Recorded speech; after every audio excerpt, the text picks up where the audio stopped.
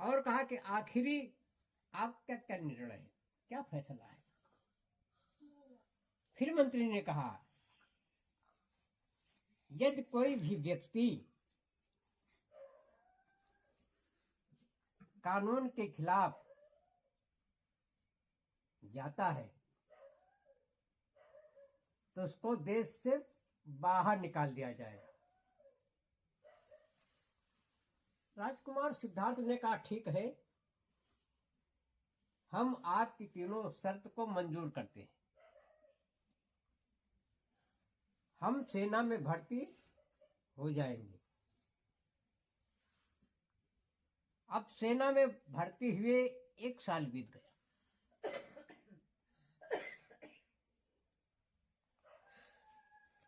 देवदह कपिलवस्तु के बीच में एक नदी बहती है, रोहिणी नदी।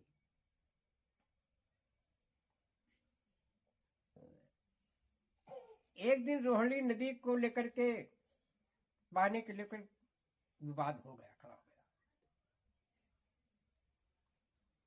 मातृकुल और पितृकुल,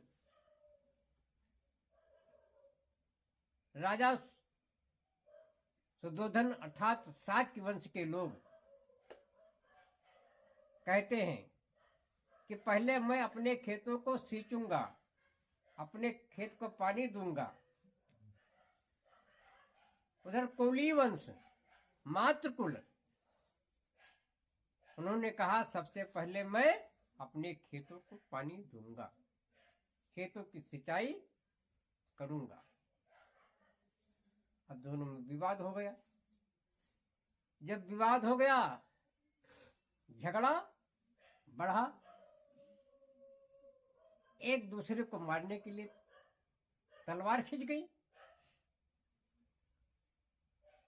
जब तलवार खिंच गई तो फैसला राजकुमार सिद्धार्थ के पास आया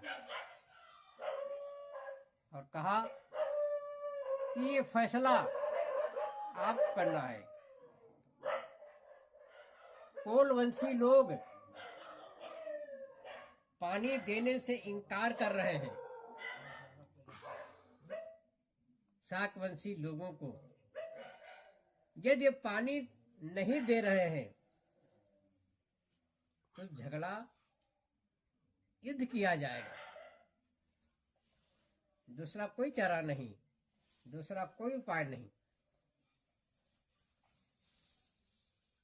राजकुमार सिद्धार्थ ने कहा,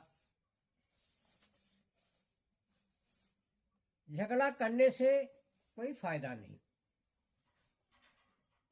दोनों पक्षों को इकट्ठा किया जाए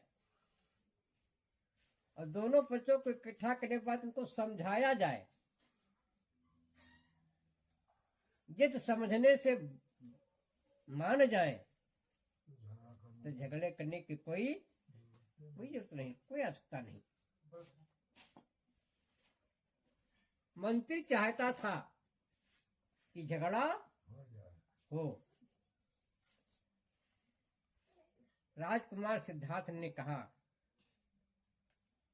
2 व्यक्ति हैं और एक तीसरा व्यक्ति जो निर्णय दे देगा वही मान होगा। फैसला सुनाने के बाद मंत्री ने कहा, विवाद होना चाहिए। उसने कहा, दुष्ट के साथ दुष्टता का व्यवहार करना चाहिए।